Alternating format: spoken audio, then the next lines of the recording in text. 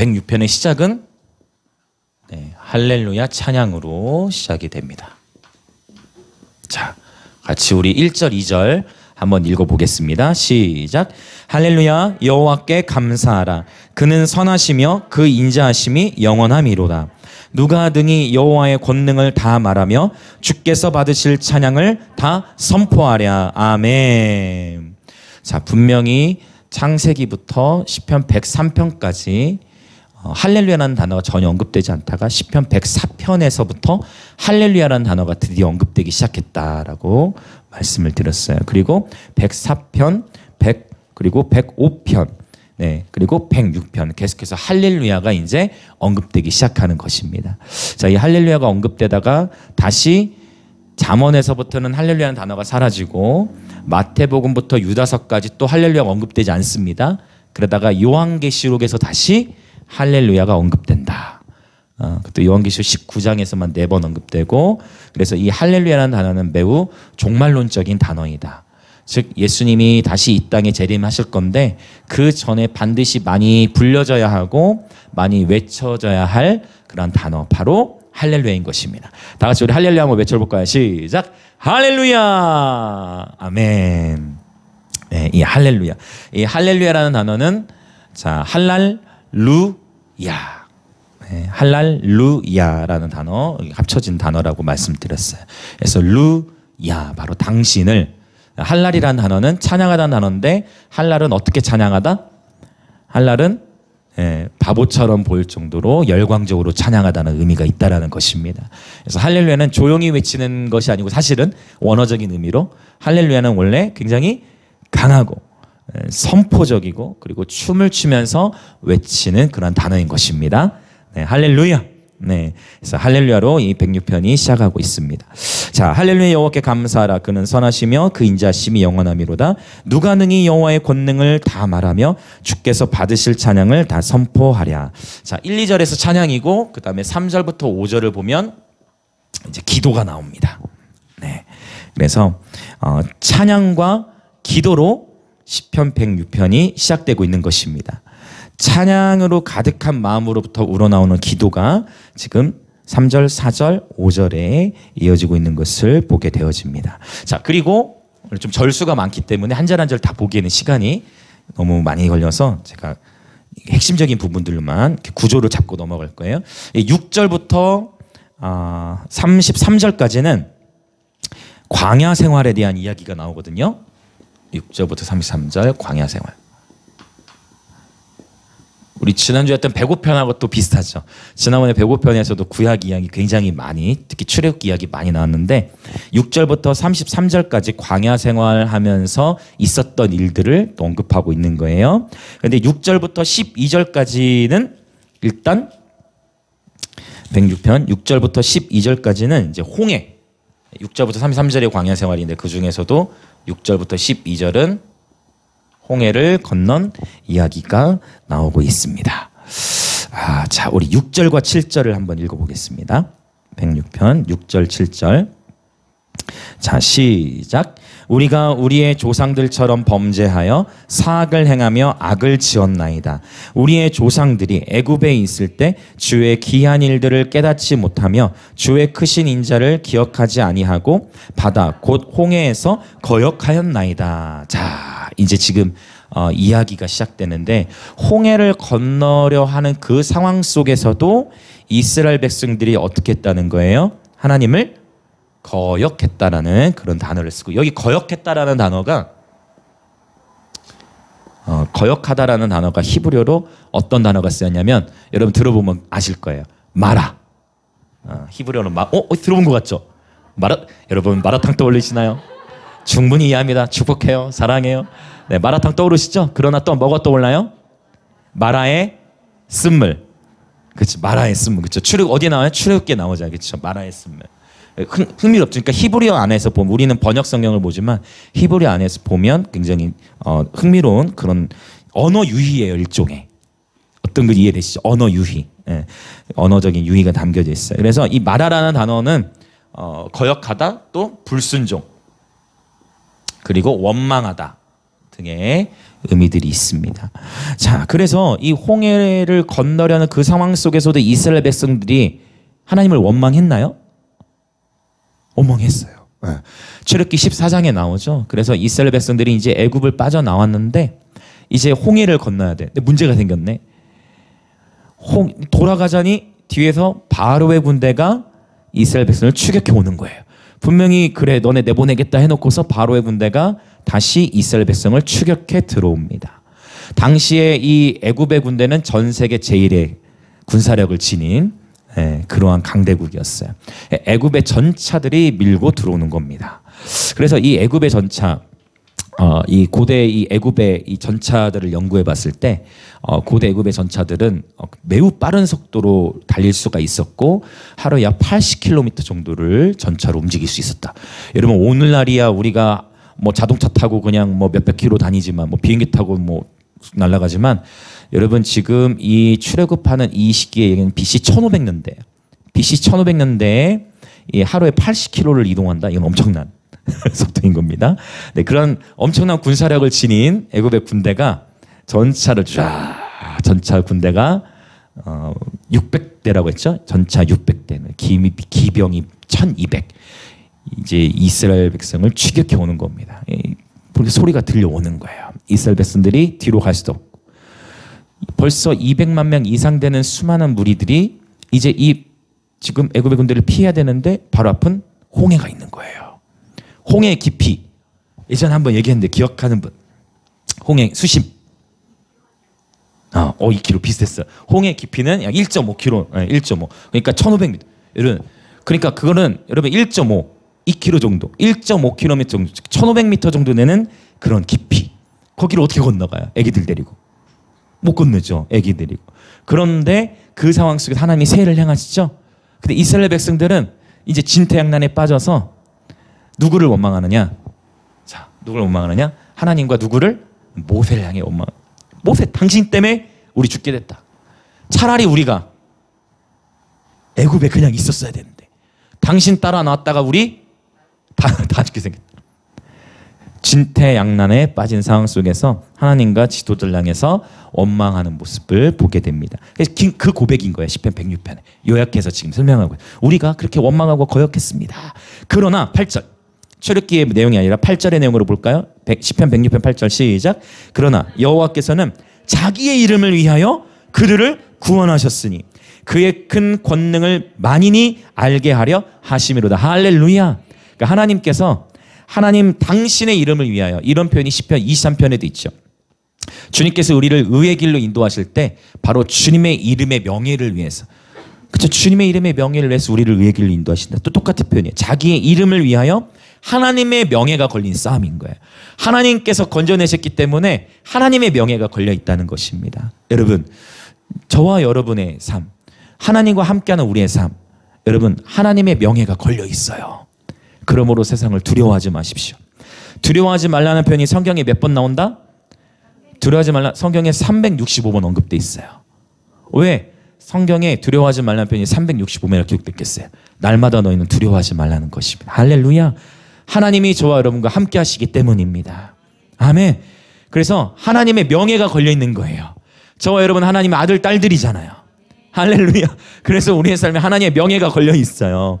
그래서 지금 때로 두려워할 일이 생기고 조금 무서운 일도 있고 당황스럽고 고난이 있고 어려움이 있다 할지라도 여러분 환경을 두려워하지 마시고 오직 하나님만을 경외하는 저 여러분이 되기를 원합니다. 하나님의 명예를 걸고 하나의 백성을 이끌어내시는데 이 9절의 표현이 참 너무 아름답습니다. 9절 앞부분 한번 읽어볼게요. 시작.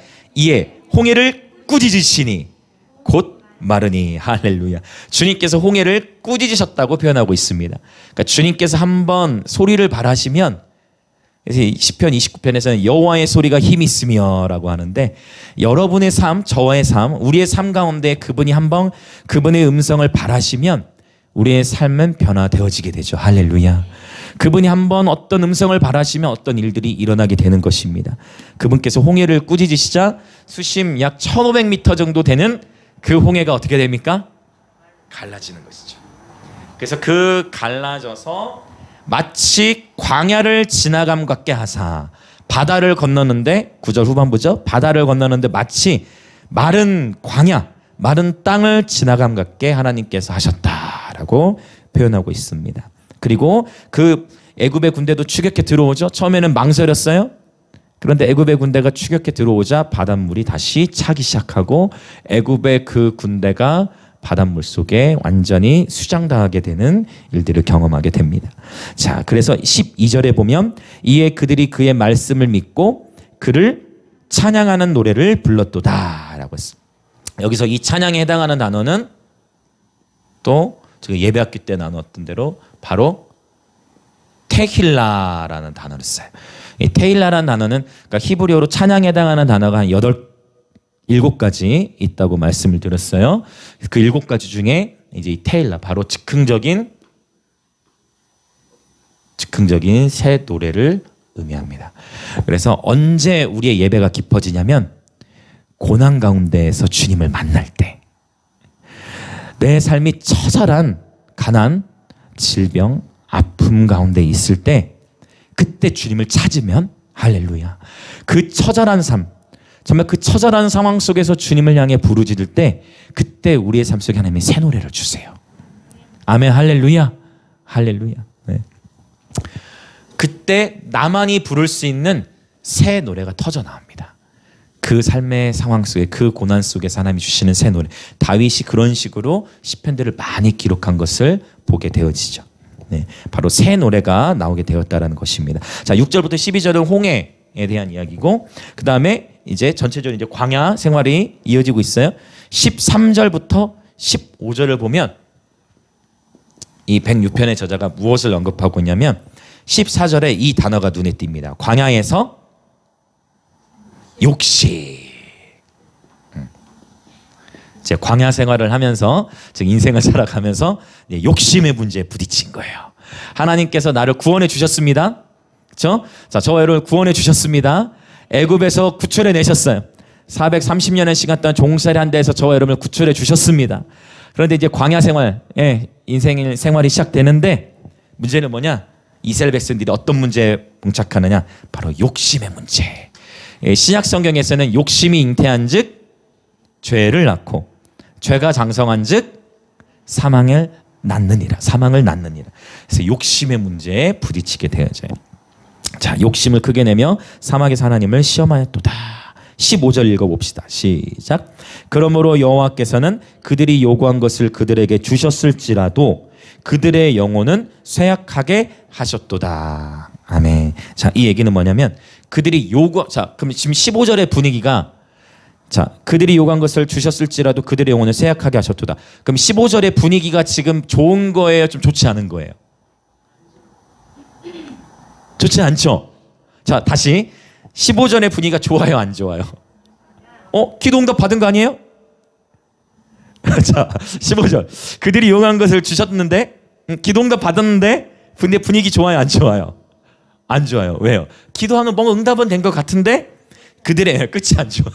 그들의 영혼은 쇠약하게 하셨도다. 즉 뭐냐면 그들이 요구한 것은 주셨을지라, 즉 우리 하나님의 자녀로서 하나님 앞에 구하고 주님 나 이거 해주세요, 이거 해주세요, 하나님 나 이거 원해요, 하나님 나 이거 해주세요 하면 하나님이 응답해 주셨는데, 즉 그건 뭐냐면 우리가 구하기 때문에 하나님이 요구한 대로 들어주셨지만 뭔가 놓치고 있는 게 있다는 겁니다. 보셨죠? 13절부터 15절에서 하나님께서 다루고자 하시는 이 우리의 마음의 동기는 뭐냐면 바로 욕심의 영역인 거예요. 그렇죠. 그래서 오늘 흥미롭게도 제가 이 본문 때문만이 아니라 제가 계속 온순에 이렇게 묵상하는 가운데 그 로마서 12장 1절 2절 계속 그 말씀 맴돌고 계속 하나님 앞에서 하나님의 선하시고 기뻐하시고 온전하신 뜻이 무엇인지 분별하게 하라. 분별하도록 하라. 그래서 여러분, 하나님이, 저는 그래요. 하나님께서 저와 여러분을 향한 놀라운 하나님의 계획들이 다 있으십니다. 아멘. 하나님은 저와 여러분을 향한 놀라운 계획을 가지고 계십니다. 창세 전에, 에베소 1장 4절, 창세 전부터 저와 여러분을 향한 놀라운 계획을 그리스도 안에서 가지고 계신 거예요. 근데 저는 간절히 여러분 정말 축복하는 것은 그런 하나님이 내 인생에 내가 막 뗐었기 때문에 하나님께서 허용하시는 뜻이 아니라 로마서 12장에 말씀하고 계신 하나님의 선하시고 기뻐하시고 온전하신 뜻. 할렐루야. 여러분을 향한 하나님의 선하시고 기뻐하시고 온전하신 뜻, 그 뜻이 그대로 이루어지기를 예수님의 이름으로 축복합니다. 아멘 아멘. 바로 그것이죠. 13절에서 15절의 내용 가운데에 지금 하나님은 욕심의 문제를 다루고 계시는 거예요. 자, 16절부터 또 뒤에 보면은요, 16절부터 18절, 16절부터 18절에도 하나님 다루고 계신 게 있어요. 자, 무엇을 다루는 것 같습니까? 16절부터 18절의 내용에 보면 이제 단어 찾으셨어요? 질투의 문제가 생깁니다. 질투. 아, 질투의 문제. 네. 질투. 지금 누가 질투하느냐? 아, 모세가 막 추앙을 받는 것 같으니까, 자, 누구 이름이 언급됩니까? 다단, 그다음에 아비람이 언급됐어요. 그래서 기억하시죠? 고라와 다단과 아비람의 반역 사건이 언급되는데, 그게 뭐냐면 결국 모세를 향한 뭐였다? 질투였다라고 성경은 기록하고 있는 거예요. 그러니까 모세를 향해서 막 엄마가 모세 그렇게 하면 안 됩니다라고 해가지고 막 250명 또 동원해서 당을 지었잖아요. 근데 그게 어떤 동기에서 시작됐다고 시편은 지금 지적하고 있는 거예요? 질투. 자, 여러분 질투, 여러분 마음 안에 누군가를 혹시 질투하고 계십니까? 질투. 옛날 역시 질투의 문제. 하나님은 이 부분도 다루세요. 여러분, 예수님의 제자들도 질투의 문제에 다룸을 받았죠? 막 예수님 제자들, 주의 오른편에는 누가 서게 되겠습니까? 예수님 제자들끼리 막 서로 예수님한테 잘 보려고, 서로 예수님을 잘 보려고 누가 주의 우편에 앉겠습니까? 자꾸 주님한테 더 잘 보려. 그러다 결국 주님이 십자가 지실 때는 다 배반하고. 그렇죠? 질투의 문제. 하나님은 이 질투의 문제도 다루세요. 사역도 마찬가지예요. 이렇게 막 경쟁 심리, 하나님이 원하시지 않는 마음이에요. 우리는 다 하나님 나라에서 한 가족인 줄 믿습니다. 주의 몸된 모든 교회들은 우리의 다 모두 동역해야 할 예수 그리스도의 우주적인 몸인 줄 믿습니다. 그래서 이런 이 연합 집회도 굉장히 귀해요. 벌써 이제 2023년에도 또 이제 40일 연합으로 또 집회가 이루어지는데, 역시 또 40개 예배팀, 또 40명의 설교자 이런 식으로 이미 기획을 다 하셨더라고. 네, 이미 그 기획들이 1년 전에 다 나온대요. 그래서 야, 기획력 엄청나시다 라는 생각을 저도 하게 되는데, 곳곳에서 다양한 연합의 움직임들이 있는데 복음을 위배하지 않는다면, 할렐루야, 이건 중요하죠. 진리에 위배되지 않는다면 예수 그리스도 안에서 우리는 하나인 줄 믿습니다. 네, 그래서 질투할 것이 아니라, 경쟁할 것이 아니라, 우리가 서로가 서로를 세워가는 우주적인 그리스도의 몸으로서 이 김해에 있는 약 400여 개의 모든 교회들이 하나님의 부흥을 보기 원합니다. 아멘. 김해 땅에 하나님이 세우신 400여 개의 교회 가운데에 부흥의 우물이 함께 터쳐나도록 우리가 함께 기대될 줄 믿습니다. 질투의 문제를 하나님 다루시는 거예요. 자, 계속해서 이 광야 생활 가운데, 아니 지금 구원함을 받고 나왔는데 하나님은 다루기 시작하는 거예요. 욕심의 문제 다루시고, 질투의 문제도 다루시고. 자, 그다음 또 이제 19절부터 23절의 내용을 보면 여기서는 무엇을 다룰까요? 맞습니다. 19절부터 23절에 보면, 자, 우상 숭배, 우상을 다루고 있습니다. 우상을 다뤄요. 이 우상이라는 것을 영어 단어로 우리는 아이돌이라는 단어를 쓰죠. 주일학교 예배 때 이걸 나눴더니 우리 8살 하경이 눈이 땡그레졌어요. 자기가 좋아하는 아이돌 예배 마치고 얘기하더라고. 그 아이들 중에 하경이가 듣고, 목사님 자기가 좋아하는 가수가 있대. 근데 그 가수가 아이돌이. 하경아, 그렇구나. 근데 그 가수 좋아도 괜찮은데 하나님보다 좋아하지 마. 제가 그렇게 얘기해줬더니 굉장히 안심하더라고. 굉장히 안심하다. 여러분, 근데 이 아이돌, 참 단어가 굉장히, 지난주였습니까? 지지난주였습니까? 디아블로스. 헬라어로 제가 헬라어로 마귀가 디아블로스라고 했어요. 디아블로스. 게임 속에 디아블로라는 표현이 많이 나와서 다음 세대에 친숙하게 하는데, 이 아이돌? 신인 가수, 왜 그 그룹 가수들도 그냥 싱어라고 하지 않고 뭐라고 불러요? 아이돌이라고 불러요. 그 아이돌의 뜻이 뭐다? 우상이에요. 그럼 아이돌 가수 그러면서 자꾸 우상이라는 단어를, 그러니까 말이 곧 영이고 생명인데 다음 세대에게 디아블로, 자꾸 마귀 이름을 친숙하게 하고, 아이돌, 우상을 친숙하게 하려는 사탄의 전략인 거예요. 그래서 하경이 그걸 딱 듣고 정말 너무 귀여우면서도, 야, 그래, 역시 주일학교 때부터 교육이 중요하구나 생각하고. 여러분, 이 우상의 문제, 목사님 저는 금송아지 만든 적이 없습니다. 여러분, 하나님은 그걸 말씀하신 게 아니죠. 저와 여러분 마음 안에 내가 하나님보다 더 사랑하고 아끼는 것이 있다면, 내가 하나님보다 더 많이 생각하고 하나님보다 더 소유하고자 하는 것이 있다면 그것이 곧 저와 여러분의 우상인 것입니다. 그 우상의 문제를 하나님은 다루고 계신 거예요. 할렐루야. 네. 오직 저와 여러분의 삶의 우선순위는 오직 하나님이신 줄 믿습니다. 아멘. 네, 점검하는 시간이에요 지금. 자, 우상. 자, 그리고 또 계속 이어집니다. 이제 24절부터 27절. 24절부터 27절을 보면, 자, 또 무엇을 다룰까요? 네, 멸시하는, 즉 하나님의 약속의 말씀을 멸시하는 거. 그렇죠? 기쁨의 땅을 멸시. 하나님께서 가라고 지시하신 땅, 하나님의 약속, 하나님의 언약, 하나님의 말씀을 멸시하고 또 믿지 아니에요. 불신앙. 믿지 않아요. 멸시하고 하나님의 약속을 멸시하고 또 불신앙하는 그런 마음. 또 역시 원망. 이러한 영역들을 지금 다루고 있습니다. 자, 그리고 또 나가볼게요. 28절부터 31절. 28절부터 31절을 보면, 자, 뭐가 나왔어요? 부올의 바알이라고 했죠. 부올의 바알을 민수기에서는 바알 부올이라고 표현. 바알 부올과 연합했다. 하나님의 백성이 이방신과 섞여졌다라는 것을 표현하고 있고, 자, 이 말씀을 보면요, 이 바알볼과 연합시켜서, 즉 이 발람이 이제 죄를, 이스라엘 백성으로 하여금 죄를 짓게 한 거예요. 발람 선지자가.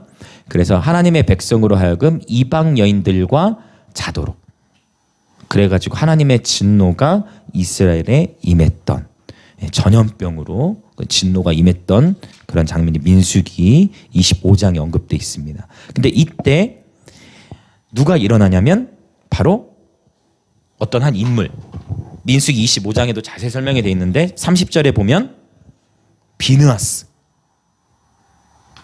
비느하스란 히브리어로 뱀의 입이라는 의미를 담고 있어요. 뱀의 입. 이 비느하스가 중재했다. 비느하스의 중재로 말미암아 31절에 보면 이 일이 그의 의로 인정되었으니 대대로 영원까지로다. 자, 그러고 보면 한 번 더 이 그 앞전에 하나님께서 이 금송아지 우상을 숭배했을 때 이스라엘 백성을 심판하려 했지만 누구의 중보로 이스라엘 백성이 살았죠? 바로 모세의 중보로 하나님께서 이스라엘에게 심판하시다가 심판을 멈추셨고, 또 바알볼과 연합해서 이스라엘 백성이 죄를 지었을 때 비느하스의 중재로 심판을 멈춰주신 이 사건. 그래서 지금 제가 이야기로 쭉 설명을 드리는 거예요. 106편을. 자, 이런 상황. 자, 이제 또 더 볼게요. 32절과 33절. 그래서 시편을 보다 보면 참 아름답고 너무 참 좋은 시들도 많은데, 이러한 정말 비참한 어떤 이야기들도 이렇게 적나라하게 다 담겨져 있는 것을 보게 돼. 32절, 33절을 보면 역시 또 원망하고요. 그다음에 여기서 또 표현하고 있는 거는 입술의 망령됨을 언급하고 있어요. 다 광야 생활 가운데 이스라엘 백성이 저질렀던 죄악들을 지금 요약해서 지금 보여주고 있습니다. 자, 그래서 광야 생활 가운데 끊임없이 하나님을 향해 원망하고, 그렇죠? 막 욕심, 질투의 문제, 우상숭배 문제 헤어나가지 못하는 것처럼 보여주고 있습니다. 자, 이제 나가 볼게요. 이제 그러면 34절부터 이제 46절은 장소가 바뀌어요. 34절부터 46절은 그럼 당연히 광야 다음에 이제 어디가 나오겠어요? 그렇죠. 지금 애굽에서 나왔죠? 그러니까 하나님 말씀 되게 체계적으로 돼 있어요. 광야, 그 다음에 가나안. 이제 가나안 땅에서 이야기가 나오는데, 자, 34절부터 39절. 여기서는 34절부터 39절. 자, 우리 35절, 36절 읽어봅시다. 시작. 그 이방 나라들과 섞여서 그들의 행위를 배우며 그들의 우상들을 섬김으로 그것들이 그들에게 올무가 되었도다. 자, 역시 34, 39 역시 또 계속 그러니까 결국 우상과 연합한다. 근데 그 우상이 이스라엘 백성에 뭐가 됐냐면 올무가 됐답니다. 올무. 일종의 덫과 같은 거예요. 그렇죠? 짐승을 잡을 때 쓰는 덫과 같은. 그래서 그 올무에 걸리면 빠져나오지를 못한다. 즉 이 우상을 숭배함으로 말미암아 어둠의 올무에 갇히게 됐다. 37절도 읽어봅니다. 시작. 그들이 그들의 자녀를 악귀들에게 희생제물로 바쳤도다. 이게 지금 이방 사람들이 한 게 아니라 37절에서 그들이는 하나님의 백성들을 의미하는 건데, 그렇죠? 그들이 그들의 자녀를 악귀들에게 희생제물로, 이건 이방 신을 섬기는 사람들이나 했던 그러한 우상 숭배와 인신제사의 풍습이 하나님의 백성들을 공동체 가운데에도 들어와 버린 겁니다. 어디에서? 가나안 땅에서. 아니, 약속의 땅에 갔으면 정신을 차려야 되는데 그게 아니라 약속의 땅에 갔다가 죄의 난이도, 죄의 이 깊이가 더 잔혹해진 인신제사까지 들어지는 그런 모습을 보게 되어집니다. 굉장히 오늘 본문이 좀 처참합니다. 하나님의 백성들 안에 있는 엄청난 이 막 욕심과 질투의 문제, 불신과 원망의 문제뿐만 아니라 우상 숭배와 막 인신제사까지 드리는 이런 모습들을 지금 비춰주고 있어요. 자, 39절에서는 또 음탕이라는 표현도 쓰고 있고. 자, 그러자 40절부터 42절 하나님께서 어떻게 하시느냐? 자, 심판하기 시작하시는 거예요. 40절부터 43절까지, 43절까지도 연결됩니다. 40절부터 43절 보면 하나님께서 하나님의 백성들을 41절에 보니까 그들을 하나님께서 어떤 식으로 심판하셨냐면 이방 나라의 손에 넘기심에 다른 나라로 보내버리신 거죠. 네. 그리고 그들을 미워하는 자들이 그들을 다스리게 하는, 이방 사람들로 하여금 하나님의 백성을 다스리도록 하나님이 세팅해 버리신 거예요. 그들이 원수들의 압박을 받고 그들의 수하에 복종하게 되었다. 하나님의 심판을 의미합니다. 43절 앞부분에 보면 이 하나님 아버지의 마음이 표현되어 있어요. 43절 한번 읽어봅시다. 시작. 여호와께서 여러 번 그들을 건지시나 그들은 교묘하게 거역하며 자기 죄악으로 말미암아 낮아짐을 당하였다. 하나님께서 이스라엘 백성이 광야 생활 가운데 홍해 또 막 욕심, 질투, 우상 숭배 끊임없이 내가 너희 쓸어버린다 하다가도 모세에서 중반이니까 그래 내가 한 번만 참는다.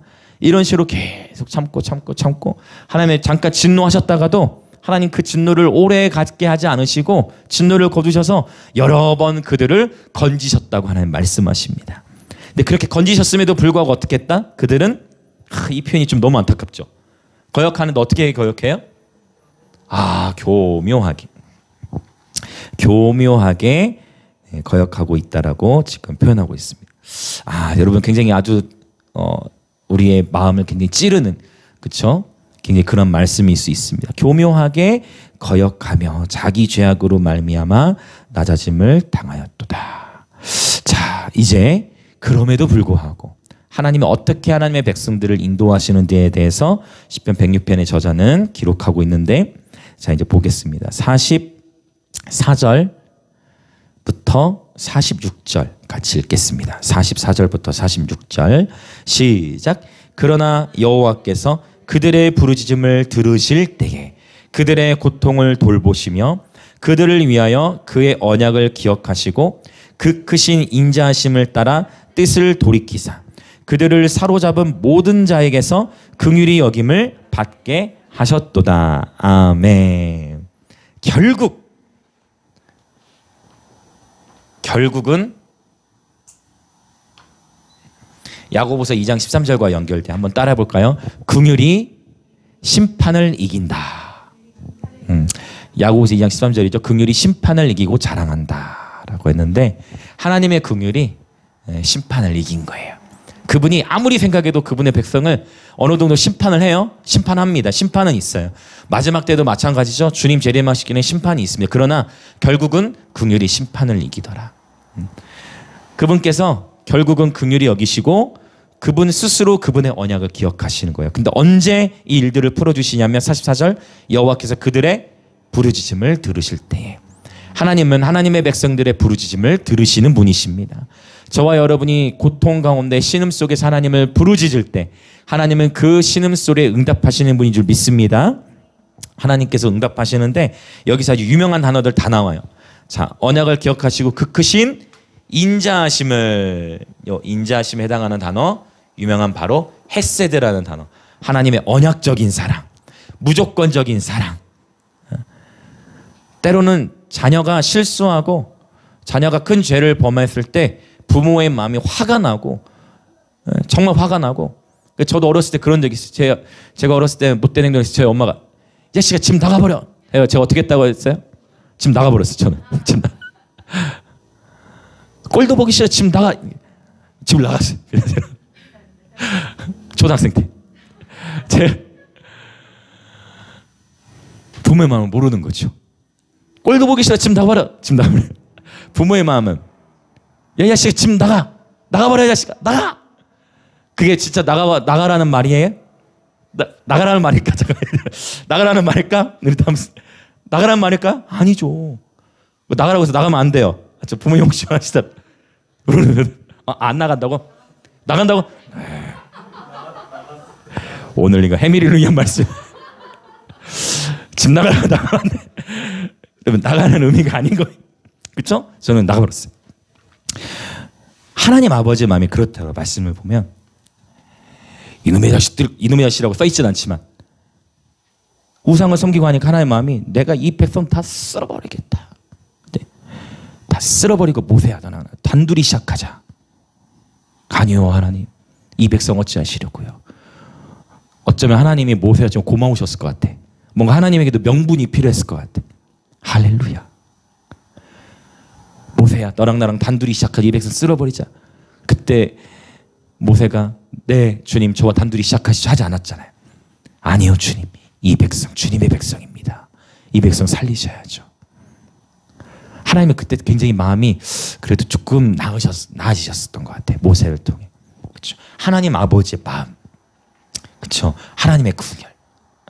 팔은 그래서 항상 안으로 굽더라고요. 할렐루야. 팔은 안으로 굽습니다.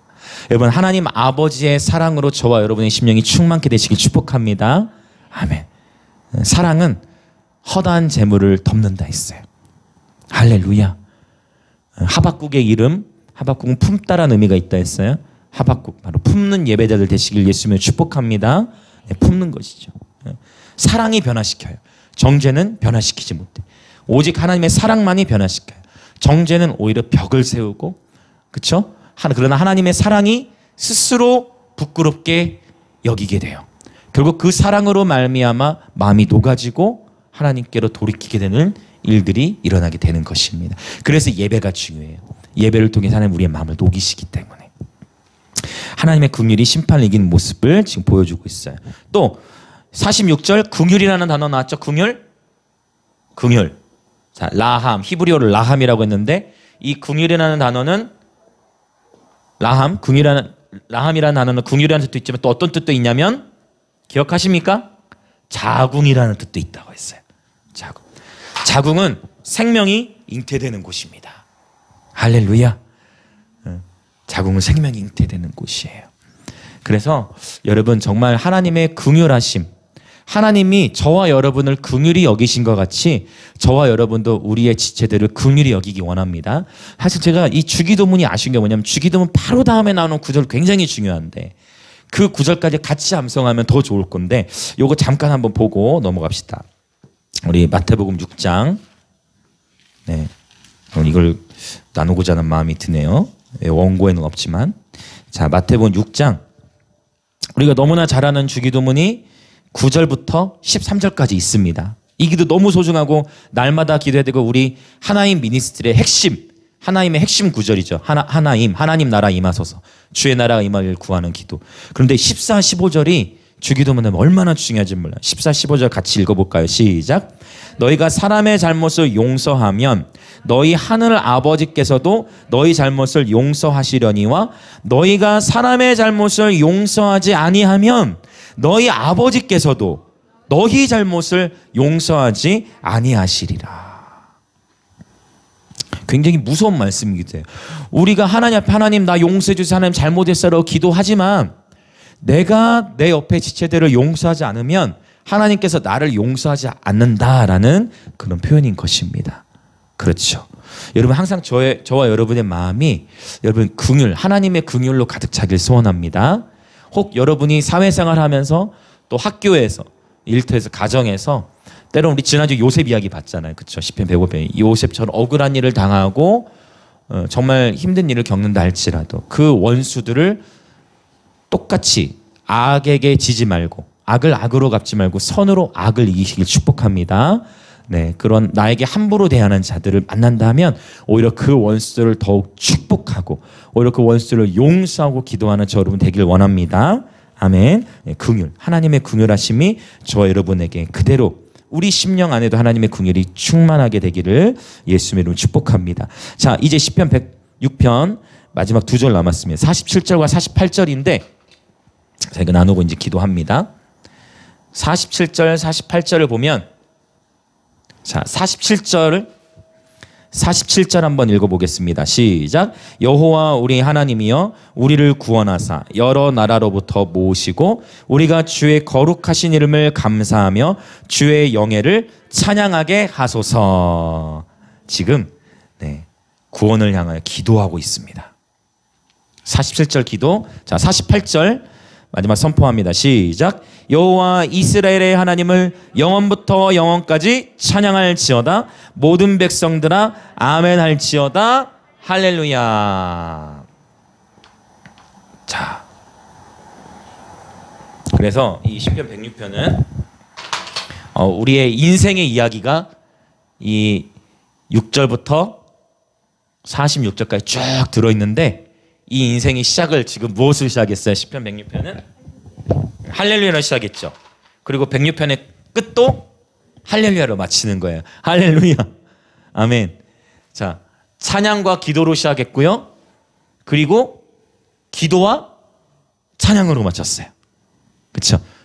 찬양으로 열어서 기도, 그리고 기도로 마무리하면서 기도와 찬양으로 마무리. 찬양과 기도, 기도와 찬양으로 마무리되어지고 있습니다. 자, 시편 106편은 할렐루야로 시작해서 할렐루야를 마쳐져요. 여러분, 저는 이 106편 오늘 아주 지금 구조만 지금 잡은 거예요. 절이 길기 때문에 이 106편을 통해서 저와 여러분에게 하나님 주시는 메시지가 있다고 믿습니다. 예배자의 인생에도 수많은 갈등과 우리가 돌파될 영역들이 있어요. 우리가 우리가 구원함을 받았다고 해서 우리에게 어떠한 영적 전쟁이 없는 것이 아니라 끊임없이 우리의 마음 안에도 욕심과 질투와 우상, 불신앙, 원망, 그렇죠? 입술의 망령됨, 네, 이러한 세상을 살아가면서 치열한 전쟁들을 경험하게 됩니다. 내적인 갈등들. 그러나 중요한 것은 뭐냐면 우리가 계속해서 찬양과 기도로 시작해서 기도와 찬양으로 마쳤듯이 저와 여러분이 이 찬양과 기도하는 삶을 붙드는 것이 중요해요. 이게 오늘 이 106편의 핵심이에요. 때로 나도 모르게 욕심이 옵니다. 때로 내가 원하지 않아도 질투의 마음이 생깁니다. 나도 모르게 어느 순간 우상이 생깁니다.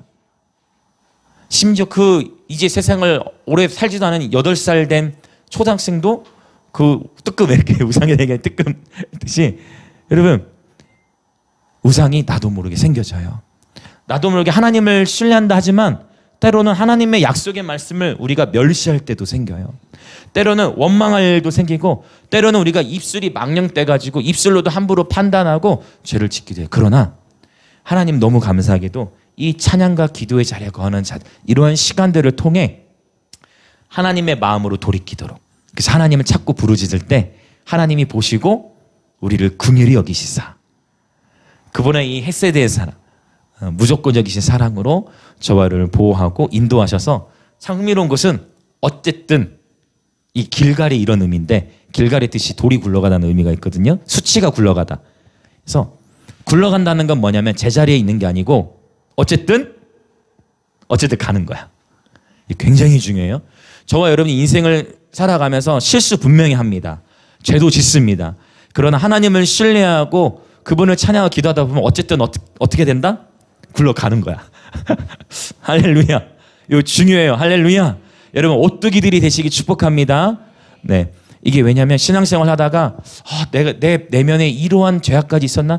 내가 이 정도밖에 안 나고 나를 바라보다 좌절할 때가 있어요. 그러다 자기 연민으로 가요. 그럼 신앙생활은 나를 바라보는 게 아니라 주님을 바라보는 것입니다. 어쨌든 돌은 굴러간다. 할렐루야. 어쨌든 굴러갑니다. 어쨌든 지나가는 거예요. 자, 이 시간 함께 기도하겠습니다. 네, 다 함께 예배팀 다 함께 우리 기도합시다. 다 예배팀 나와주세요. 자, 이 시편 106편은 찬양으로 시작해서 찬양으로 맞춰집니다. 여러분 때때로 넘어집니다. 때때로 마음이 힘든 일 겪습니다. 네, 내 내면에도 이러한 갈등이 있나 할 정도로 좌절할 때도 있습니다.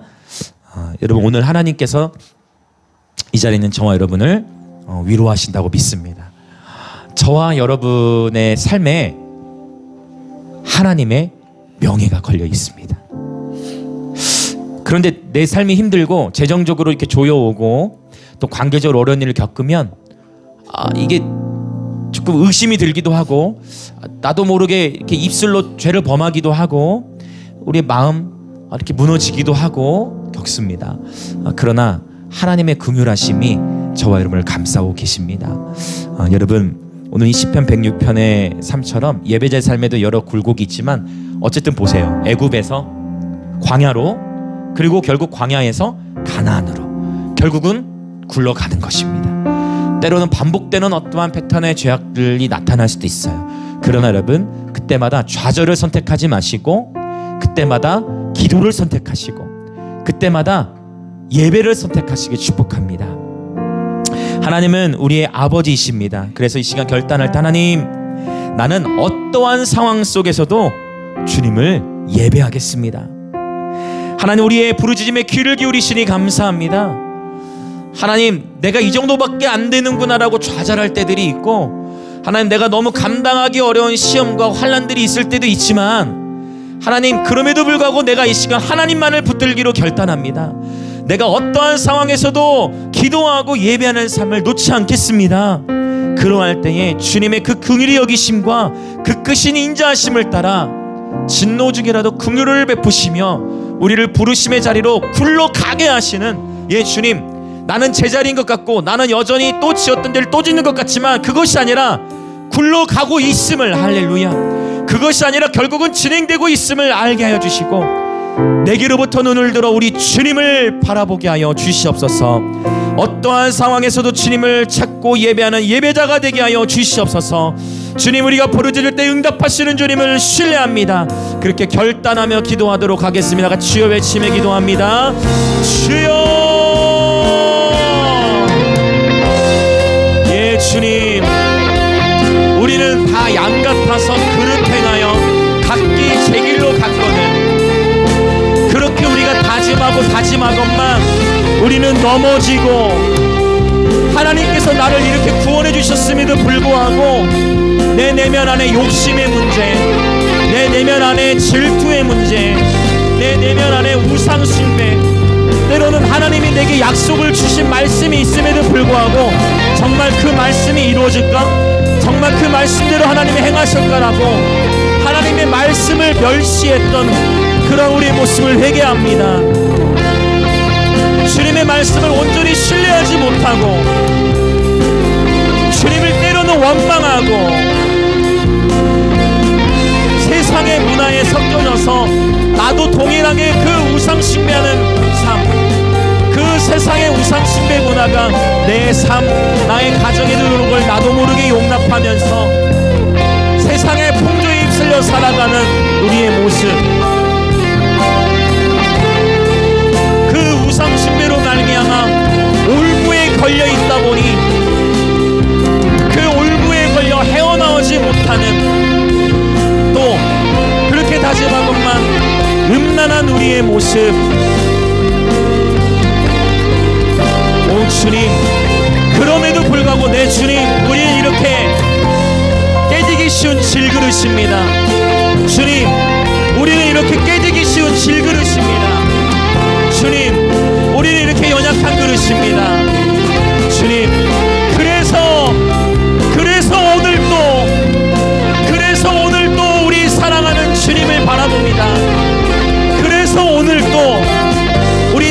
예수님을 바라봅니다.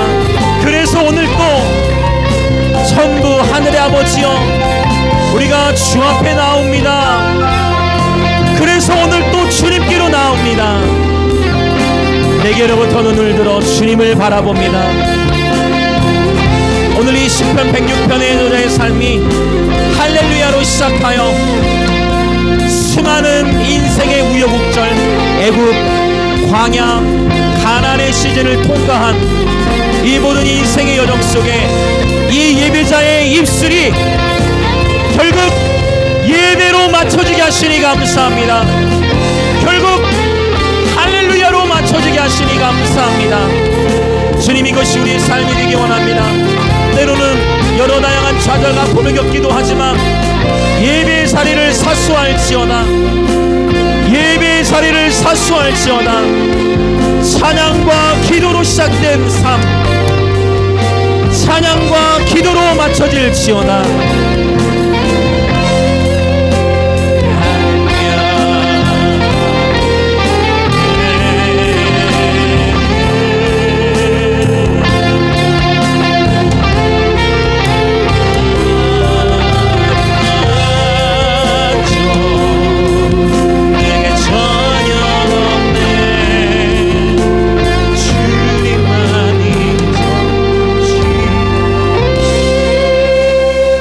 본문을 보면 죄악으로 인해서 하나님께서 이 세상을 크게 심판하시려고 할 때에 그때마다 결정적으로 모세가 등장해서 모세가 백성을 위해 중보하고요, 또 그 이후에 하나님의 백성이 바알볼과 연합하여 음란에 행하여 우상을 섬길 때 그때도 비느하스의 중재로 말미암아 하나님의 심판이 멈춰지게 됩니다. 그래서 오늘 우리 하나님 목요 예배에 오신 여러분, 하나님은 수많은 군중을 찾으시는 것이 아니라 바로 신부들을 찾으시고 또 신랑의 친구들을 찾으십니다. 그리고 에스겔서를 보면 이런 표현이 있죠. 성 무너진 데를 막아설 자, 바로 도시의 무너짐을 막아설 자들. 할렐루야. 모세의 중보, 비느하스의 중재가 하나님 아버지의 마음을 돌이키시도록 인도했습니다. 오늘 하나님은 성 무너진 데를 막아설 자들을 찾고 계십니다. 하나님 바로 저와 여러분을 부르고 계신 겁니다. 누가 주님을 위하여 갈까요? 누가 성 무너진 데를 막아설 수 있을까요? 저와 여러분이 바로 모세와 비느하스처럼 회개와 중보 기도의 삶, 내가 죄를 지었지, 내가 음란하지 않았다 할지라도, 내가 우상을 섬기지 않았다 할지라도, 다니엘과 또 느헤미야가 그랬던 것처럼 하나님, 이 백성의 죄악이 곧 나의 죄악입니다 라고 동일시하며 회개하였던 것처럼 하나님 아버지, 오늘 우리를 성 무너진 데를 막아설 자로 불러주셔서 감사합니다. 하나님 아버지, 이 김해와 영남 땅을 긍휼히 여겨 주시옵소서. 주님, 이 땅을 고쳐주시고 살려주시옵소서. 주님이 김해와 영남 지역을 받으시고 이 땅에서부터 거룩한 예배자들의 군대가 일어나게 하여 주시옵소서. 여러분, 그래서 저는 그래요. 우리는 그저 무명한 예배팀이고 무명한 그냥 이 목요 예배일 수 있어요. 그런데 하나님은 우리 예배를 기뻐하십니다. 누군가는 이 예배를 통하여 회복되고 또 이곳에서 이름도 빛도 없이 우리가 주님 앞에 올려드리는 순수한 경배와 중보 기도를 하나님은 받으셔서 하나님이 화내려고 하시다가도 이 기도를 들으시고, 그래 그날 그 목요일에 그래 그렇게 너희들의 그 기도가 나의 마음을 기쁘게 하는구나라고 하나님은 이 시간 우리의 이 막아서는 기도를 기뻐하신다고 저는 확신합니다.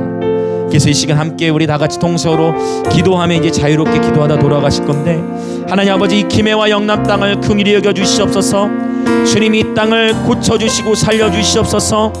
아버지, 세상의 문화에 빼앗긴 우리의 다음 세대들 우리 주님께로 다시금 돌이키도록 주님 이 땅을 살려주시고 고쳐주시옵소서.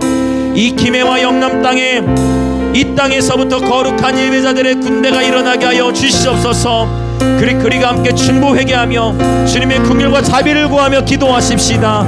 주여.